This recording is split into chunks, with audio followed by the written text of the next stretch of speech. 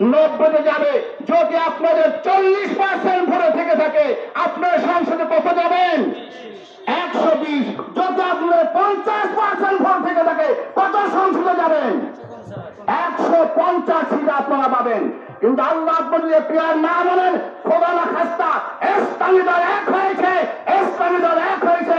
যদি ইসলামী দল একটা বাক্স দেয়, আপনারা 50 সিট পাবেন না, 50 সিট পাবেন না, 50 সিট পাবেন। লেখে রাখেন, এই জন্য আপনি বেশি ঠিক দিতে চান। পিয়ার পদ্ধতিতে দেশের কারো ভোট নষ্ট হবে না, বরং প্রত্যেকের ভোটের ও মতের প্রতিফলন থাকবে রাষ্ট্র পরিচালনায়। 2, রাজনৈতিক স্থিতিশীলতা বৃদ্ধি। বিদ্যমান পদ্ধতিতে সামান্য ভোটের ব্যবধানেই যে কেউ বিরাট সংখ্যাগরিষ্ঠ হয়ে যায়। অল্পতেই কোন দলের বিপর্যস্ত হয়, আবার কোন দল সীমাহীন ক্ষমতা পেয়ে যায়। পিয়ারে তা হবে না। 3, রাজনৈতিক দলগুলোর মধ্যে সহ অবস্থান ও সহনশীলতা বৃদ্ধি।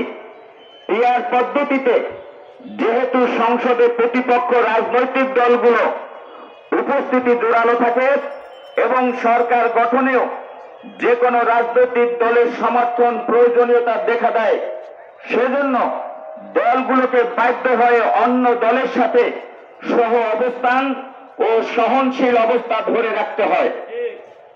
4, নির্বাচনে কারচুপির সুযোগ হ্রাস। প্রচলিত নির্বাচন ব্যবস্থায় দ্বন্দ্ব, হানাহানি, মারামারি, ভোট জালিয়াতির প্রবণতা বেশি হয়, সহিংসতার সম্ভাবনা থাকে। ব্যাপক পিয়ারে এর সম্ভাবনা কম। 5, সংসদে গুণগত মান বৃদ্ধি। বিদ্যমান ব্যবস্থায় সংসদে সব লোক এমপি হয়ে আসে, যাদের রাষ্ট্র পরিচালনা করার জ্ঞান বা যোগ্যতা কোনোটাই নাই।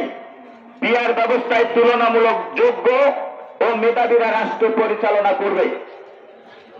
6, বর্তমানে স্থানীয় এমপি ও উপজেলা চেয়ারম্যানদের মাঝে দ্বন্দ্ব খুবই স্বাভাবিক ঘটনা। এমপিদের কারণে স্থানীয় সরকার ব্যবস্থা বাংলাদেশে বিকশিত হতে পারে নাই। পিয়ার এই সমস্যার সমাধান আসবে।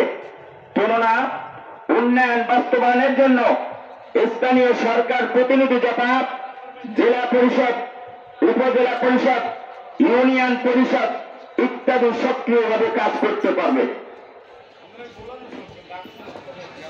উপনির্বাচনের প্রয়োজনীয়তার অবসান। নতুন করে নির্বাচনের প্রয়োজনীয়তা থাকবে না, বরং তালিকার পরের জন সাংসদ হিসাবে শপথ নিয়ে কাজ চালিয়ে যাবেন। ভৌগোলিক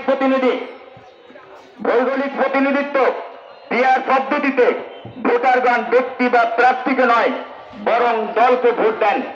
এ কারণে অনেকে বলেন পিয়ার পদ্ধতিতে ভোটাররা তাদের আসনে কে এমপি হবেন তা জানতে পারেন না।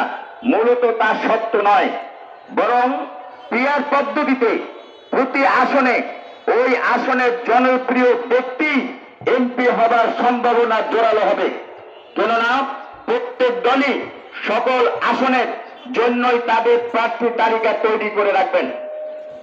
জোটে আবদ্ধ সরকার স্থিতিশীল সরকার। গণ সরকার পরিবর্তন হওয়া আর রাজনৈতিক অস্থিতিশীলতা হওয়া এক কথা নয়। ইতালিতে গণ সরকার পরিবর্তন হলেও ইতালির রাজনৈতিক ভাবে স্থিতিশীলতা দেশ না।